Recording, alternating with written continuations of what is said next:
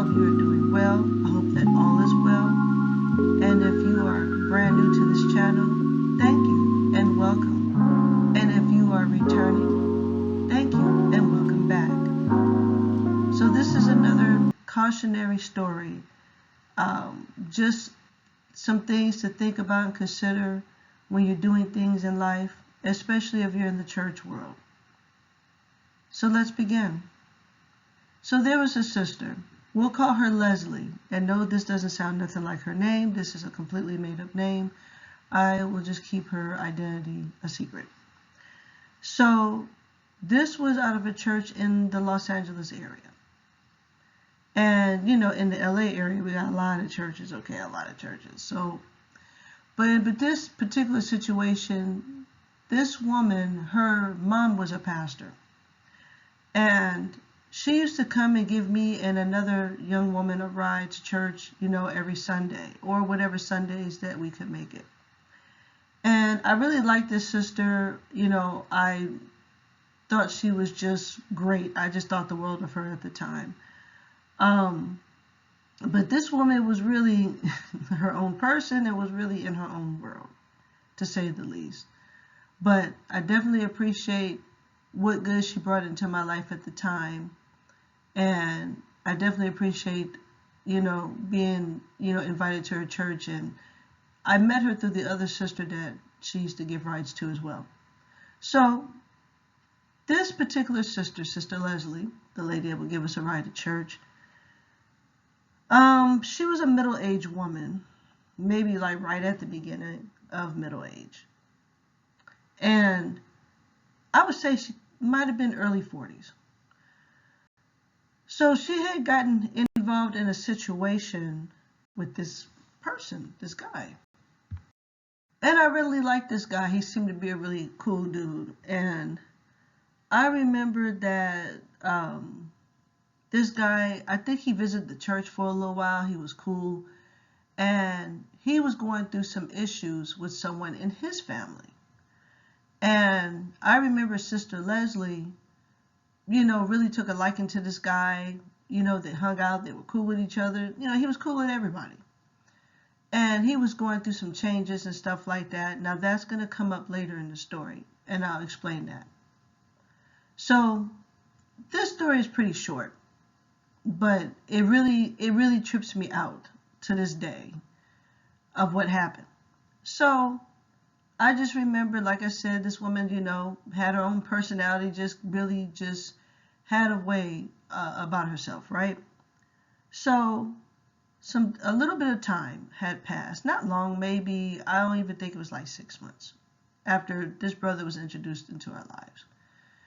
And one night I was at Bible study and I was sitting in the church, you know, I was sitting there. It was this was a small church, okay? And there was another member that was doing the Bible study. I don't think it was the pastor of the church, right? So I'm sitting there, just kind of minding my own business. Honey, I happened to look up. Okay, so when you look up, like, if I can remember correctly, because this happened so many years ago, there's almost like a high, small, little archway that kind of connects between like some type of a little foyer and the seating area of this really small church, right? So one night when I was at church, I just happened to look up and I saw a shadow. And okay, so Sister Leslie wore these weaves, right? She wore like her hair up in a ponytail, and then she would like wear different ponytail styles, you know, like a connected ponytail, right? Like drawstrings, right? So, and I used to wear them too. I like them and stuff, but now, you know, my hair is different now.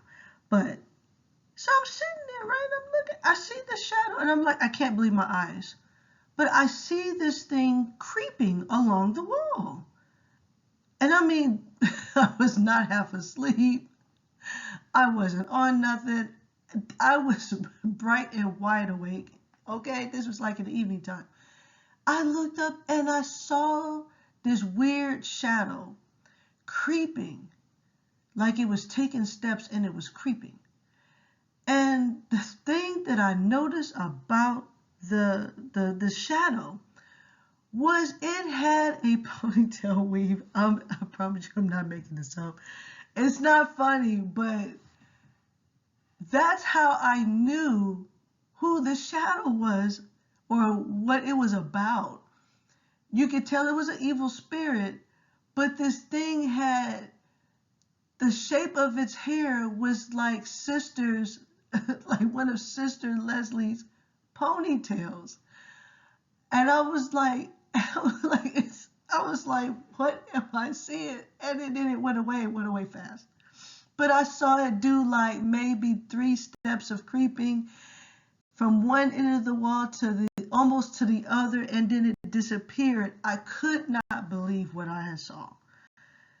And I was like, oh my gosh, I couldn't believe it. So later that evening, I know it wasn't like long after that, like I think it was that same evening when she was getting ready to give me a ride home. And I believe at this time it was just me and her in the car. And I told her what I saw. And I was just like explaining to her what I saw, how it was creeping along the wall, like near the ceiling. It was crazy. And the look on her face, she had this shocked, quiet reaction. Like her response was like, wow. Like, is there something that I don't know, right? And so finally she broke her silence and she told me that a few nights earlier, okay, so just kind of back to that brother that was visiting the church, right? Remember I was telling you that he was having some issues with someone in his family or someone that's pretty much connected to his family. So she says she was going to ambush this person.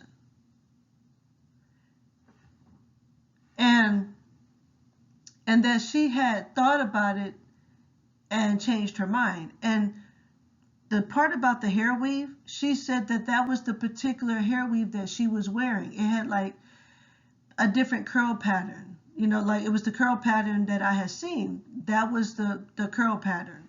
She wasn't wearing that one that night. Like, and I explained to her how it looked on the thing. And so she was like, yeah, that was the weave I was wearing.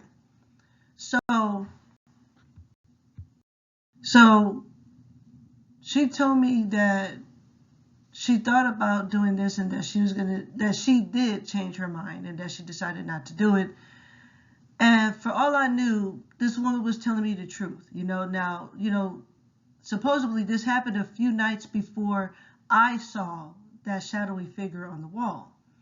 So I was like, wow, so she could tell me, hey, I changed my mind, but only she knows what really happened that night. I don't know if she ended up hurting this person or not. I just know that it was serious. And the expression on her face and what she confessed to me, it was like, wow. The only thing I could think is it could be God's way of telling her, hey, you need to stop. So for the Lord to allow me to see something like that, and even down to the description or the details of the hair weave on the thing, that's a trip. And I just want you guys to understand that you have to be careful of your action, or I would say a better word for it is be mindful. Okay, because the Bible says be careful for nothing. I think there's a different interpretation to that. But what I'm trying to say is watch your actions. And as a side note, that's one of the reasons why I don't wear like drawstring ponytails anymore. Like, it's better to just wear your own natural hair. I'm not saying you can never wear a hair weave again or anything, but I had to leave those ponytails alone because in some cases, there are some spirits attached to them things. But I'm going to leave that right there. So this is another cautionary tale to watch your actions. And I think the sister got that lesson from this, and it gave her time to pause and think. at least from what I observed. But you guys, that's my video. Have a great day and take care. Please like, share, and subscribe, and leave a comment. Please let me know what you think. Thank you and have a great day.